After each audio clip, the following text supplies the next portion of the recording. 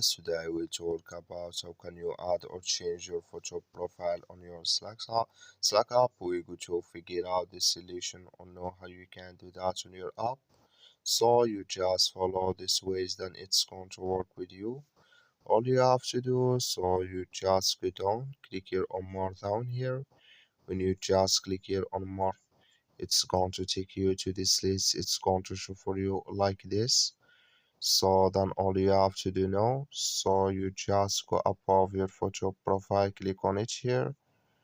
Then it's going to take you to this list. It's going to show for you like this. You click here on your name. So then it's going to take you to this list. Then you just click here on edit photo here. When you click on it, then it's going to show for you a list like this. Here can you select it from your library here, and here can you take a photo. So that's all you have to do. That's all. When you're done, click on save.